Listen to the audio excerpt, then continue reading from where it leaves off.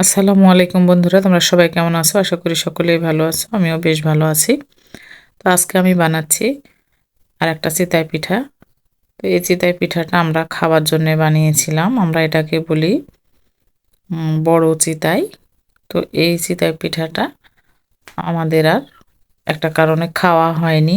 তো আমি এই চিতই পিঠাটা একটু দুধে ভিজিয়ে নিচ্ছি। দেখো আমি কিভাবে ভেজাবো এই চিতই পিঠাটা। আমি প্রথমে একটু চিতই পিঠাগুলাকে কেটে টুকরো টুকরো করে নিয়েছি। বড় চিতই ছিল, এজন্য আমি কেটে 4টা টুকরা করে নিয়েছি। আর একদিক থেকে লালি গুড় একটু গরম করে নিয়েছি। আর একদিকে দুধ বলক দিয়ে দুধের মধ্যে দিয়েছি তেজপাতা, সাদা এলাচ, নারকেল দিয়ে আমি বলক তুলে নিয়েছি। আর লালি গুড়টার মধ্যে সামান্য একটু পানি দিয়ে বলক তুলে নিচ্ছি। আর ওই চিতই পিঠাটা বলক ওঠা দুধের মধ্যে আমি দিয়ে দিয়েছি। দিয়ে চুলা কিন্তু বন্ধ করে রেখেছি। বলক ওঠা দুধের মধ্যে দিয়ে দিয়েছি, চুলা বন্ধ আছে। এবারে একটু পরে আমি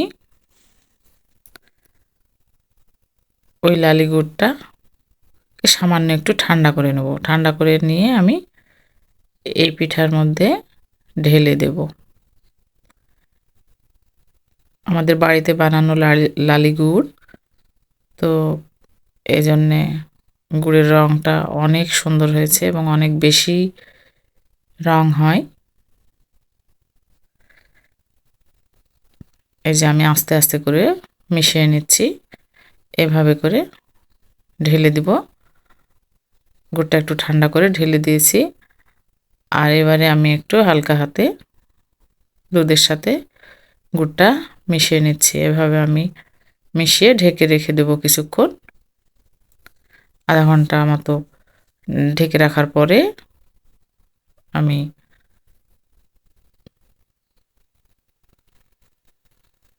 পিঠাগুলি বের করে নেব।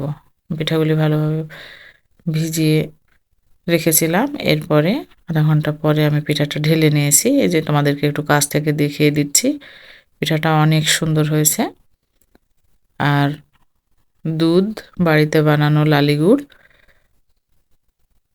সব মিলিয়ে পিঠাটা অনেক সুন্দর হয়েছে খেতে। আমি তোমাদেরকে একটু দেখাচ্ছি। এই যে দেখো আমার পিঠাটা মাশাআল্লাহ অনেক নরম তুলতুলে হয়েছে।